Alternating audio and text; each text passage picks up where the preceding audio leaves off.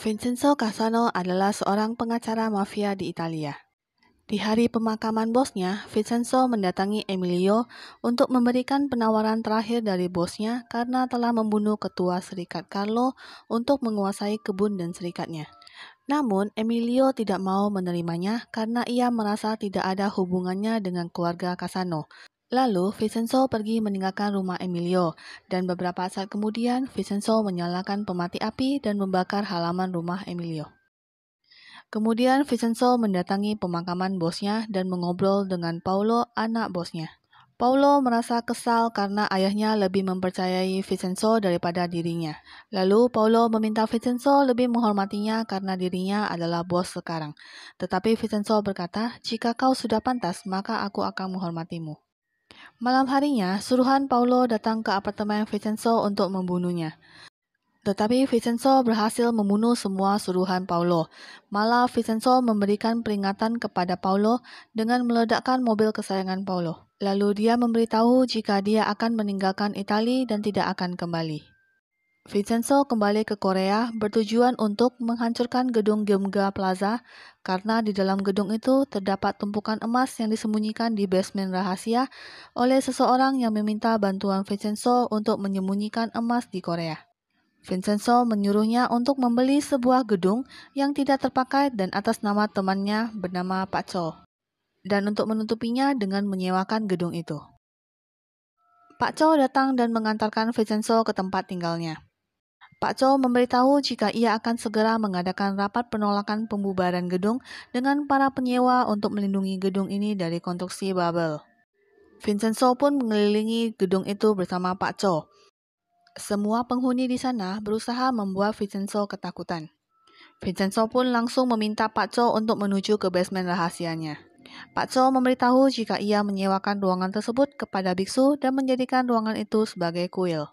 Kemudian, pengacara Hong Yu-chan memperkenalkan diri sebagai direktur dan pengacara senior dari firma hukum Cipuragi. Vincenzo juga memperkenalkan dirinya sebagai pengacara dari Italia. Keesokan harinya, seseorang yang mewakili konstruksi bubble memberikan tawaran kepada Vincenzo. Namun, Vincenzo memperingatinya agar sebaiknya dia tidak mengancamnya.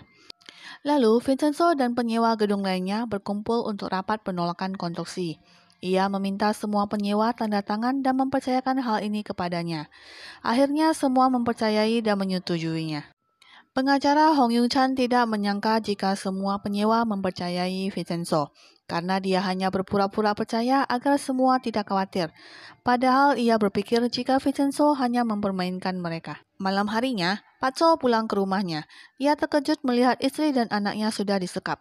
Dia diancam untuk menandatangani penjualan gedung Gyeongga Plaza. Dengan terpaksa, ia pun menyetujuinya. Keesokan harinya, sekelompok orang dari konstruksi bubble datang dan memberitahukan jika gedung ini sudah dijual ke mereka. Ia memberikan waktu kepada semua penyewa untuk segera meninggalkan gedung ini. Pengacara Hong dan putrinya Hong Cha-yong mencoba menentang mereka, namun mereka memulai perkelahian. Tak lama kemudian, Vincenzo pun datang. Mereka mencoba menyerang Vincenzo, tetapi dia dapat melawannya. Dan akhirnya mengusir mereka karena polisi dan reporter sudah datang. Lalu pengacara Hong mengajak Vincenzo ke ruangannya untuk berbicara. Dia memperingati Vincenzo agar tidak mempermainkan mereka. Vincenzo mengatakan jika semua ini karena Pak Cho menandatangani kontrak dengan ancaman. Lalu Vincenzo membesuk Pak Cho yang mengalami kecelakaan. Pak Cho menyuruhnya untuk segera menghancurkan gedung Gyeongga secepat mungkin. Ternyata beberapa bulan sebelumnya, Vincenzo melihat berita jika klien yang memiliki simpanan tumpukan emas itu meninggal. Oleh karena itu, Vincenzo mengajak Pak Cho untuk bekerja sama dengannya untuk merobohkan gedung itu dan mengambil emas yang ada di dalam basement buatannya. Kemudian Vincenzo datang dan meminta berkas informasi tentang kasus Bubble Group. Namun, pengacara Hong tidak mempercayainya dan menyuruhnya pergi. Vincenzo berusaha untuk meyakinkan pengacara Hong dan akhirnya dia memberikan berkas informasi tentang Bubble Group ke Vincenzo. Seorang peneliti dari formasi Bubble kabur dan menghilang sehingga membuat pengacara Hong Cha-yong marah karena dapat membuat persidangannya kalah. Jang Junwo, pemagang di firma hukum Cha-yong, bertanya bagaimana jika peneliti yang kabur itu mendatangi pengacara Hong Yu-chan. Jaksa Myung-hee makan malam bersama Han Seong-hyo. Ia ditawari untuk kerjasama dengannya di firma hukum Wusang yang dinaungi Bubble Group. Di tempat lain, Direktur Bubble Group meminta maaf kepada atasannya atas apa yang sudah terjadi. Namun ia tetap dipukuli karena kelalaiannya. Keesokan harinya, Jaksa Myung Hee menyerahkan surat pengunduran dirinya kepada kepala dan rekan kerjanya. Kemudian ia menuju kantor barunya di firma hukum Husang. Gedung Gyeongga segera akan dirobohkan oleh Bubble Group. Vincenzo terus berpikir bagaimana cara ia dapat menghentikan perobohan gedung ini. Hari perobohan gedung pun tiba. Semua tim perobohan sudah siap menuju area gedung. Sesampainya di lokasi, petugas perobohan gedung terkejut melihat pesta besar yang diadakan di sana. Mereka lanjut lagi dengan kedatangan duta besar dari Italia sehingga mereka tidak bisa melanjutkan perobohan. Keesokan harinya, Vincenzo menemui pengacara Hong Yun-chan dan memberitahu jika perusahaan farmasi Bubble ini merupakan produsen narkotika karena mereka memproduksi obat-obatan terlarang yang bernama RDU. Ternyata pengacara Hong Yun-chan sudah menemui Yu Min-chul, peneliti farmasi Bubble yang kabur. Yu Min-chul memberitahu bahwa RDU 90 bukan sekedar obat pereda nyeri biasa, tetapi obat golongan narkotika. Yu Min-chul menceritakan pengalamannya kerja dengan farmasi Bubble yang sangat kejam. Ia meminta pengacara Hong untuk menjamin keselamatan dirinya dan keluarganya jika ia akan bersaksi di pengadilan. Malam harinya, pengacara Hong dan Vincenzo minum bersama. Betapa terkejutnya Vincenzo karena pengacara Hong mengetahui jika Gyung-ja, kliennya, adalah ibunya Vincenzo. Di tempat lain, Yu Min-chul didatangi oleh polisi dan menyuruh Min-chul untuk membukakan pintu kamar. Tetapi Yu Min-chul yang merasa curiga langsung kabur dan mencoba menghubungi pengacara Hong Yun-chan. Tetapi tidak diangkat oleh pengacara Hong. Saat pengacara Hong Yun-chan menyadari ada panggilan masuk yang ternyata adalah Yu Min-chul, pengacara Hong langsung menelepon kembali peneliti itu.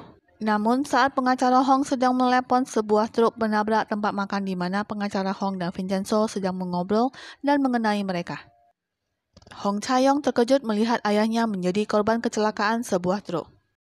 Sedangkan Vincenzo dilarikan ke rumah sakit. Namun ayah Cha-yong tewas dan membuat Cha-yong sangat terpukul.